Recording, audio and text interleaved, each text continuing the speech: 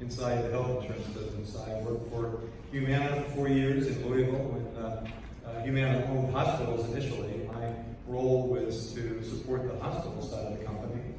And while I was there, the company decided to get rid of its hospitals and focus on managed care. I stayed with the company for a while and became head of corporate communications for Humana, and I was recruited to Cigna, and it's been almost 15 years working for that company. And again, I was head of corporate communications. When I left after what I've often described as a crisis of conscience, of realizing that what I was doing was not what I ever expected to do with my career. I was a newspaper reporter in my first career in my home state of Tennessee. Carol lives now. Was a reporter in Nashville, and then later had a chance to go to Washington and cover Congress and the White House. But I had a longer career in corporate communications. And I left in 2008, and I often have said, I've given a lot of talks since then, that in many of those talks I've said that I am on probably a perpetual apology tour, apologizing for the work that I used to do, which was to protect the status quo, to enhance shareholder value for the companies that I work for and their shareholders, and a tour to make amends, hopefully. I guess I always will be trying to do that as well, too, because I was pretty good at my job, and I did, I think, play a role in perpetuating a very dysfunctional and broken healthcare system. Just previously, there was in the session before this, Paul Song had a slide showing that at different points in time, there's been growing support for single-payer healthcare, for Medicare for all, and we're at that moment again. One of those time frames was in 2006 and 2007, and I was in the industry at that time, and we knew that. We saw that support growing up, and it scared us. And so we put together a very, what turned out to be a very successful campaign to turn people away from the notion of supporting single-payer healthcare. And you can see what happened soon after that, and we will see that again. So one of the things that I want to do as I go forward with the work that I'm doing is to help people understand what the industry is going to be doing, what we're up against, and to help inoculate people to understand here are the talking points they're going to be using, here are the front groups they're going to be forming, and also to try to do what I can to broaden the support for single-payer healthcare. I also want to apologize to you all because I have made some mistakes, I will admit to that, even after leaving Cigna. One of the things that I did was in 2012 write something that in retrospect, in hindsight, I think was very ill-advised.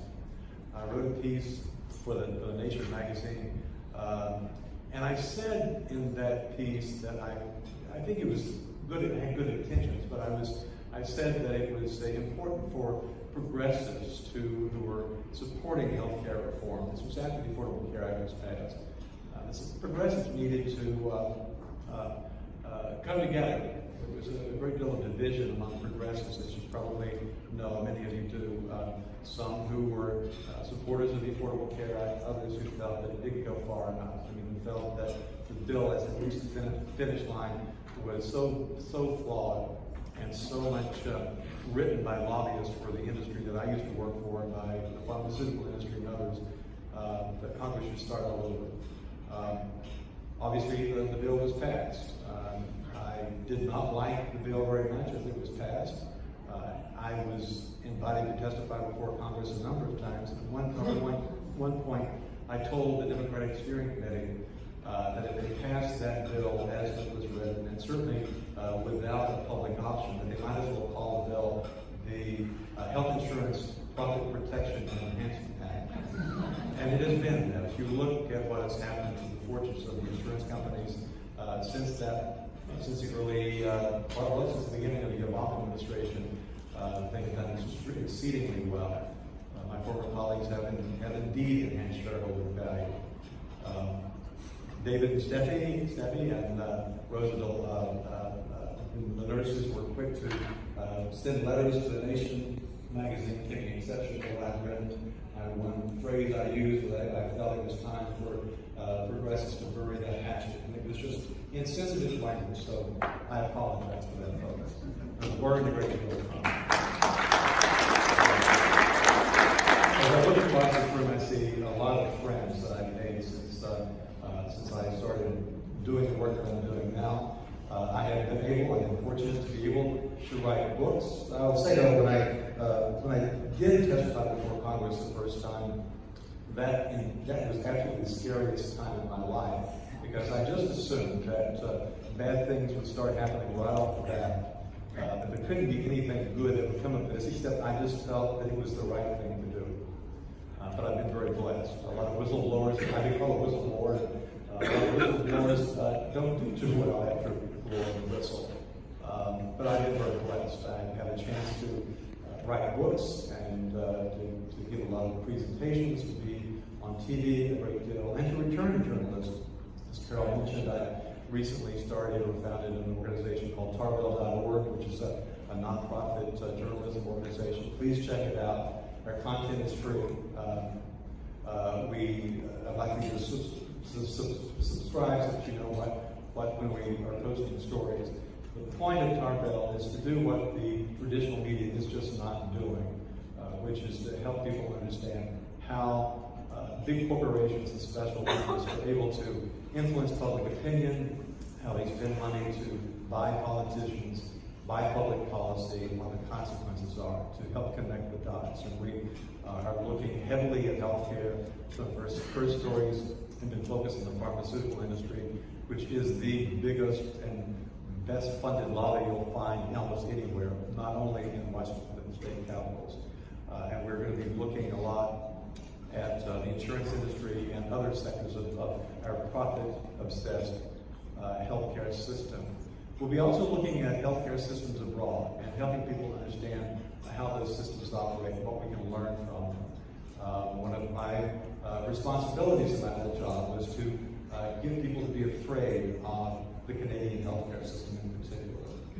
I've been also blessed to be able to go across Canada since I've been doing this work. And as I've been talking to Canadians about our healthcare system and how it operates, they're just completely baffled at why we continue to put up with it. And the reason that we still have it is because of the power and influence of the entrenched special interests. I also have recently started a podcast called the Potter Report, so check that out too. That's going to be another way, I hope, of reaching people to help people understand how we are so influenced by the money that special interests spend, that we're just completely oblivious to, and how it affects public opinion, how it affects how we think and act and vote and spend our money. And also, as Carol mentioned, the newest thing I've agreed to do, and very honored to be asked to do, is to serve as president of the Business Initiative for Health Policy. It's an organization that was created to try to communicate with and reach out to the business community, to help business owners in particular understand the benefits of an improved Medicare for All system. And we're fairly new, but and Dylan will talk about this a bit more in just a moment, but we're a 501c3 and a C4, and so we will certainly be working to educate the business community and others, but also we'll be spending time meeting with policymakers as well too. And I'll be spending a great deal of time in Washington and around the country. I travel a lot, so if I can be of any help to you all, please give me a shout. Thanks a lot.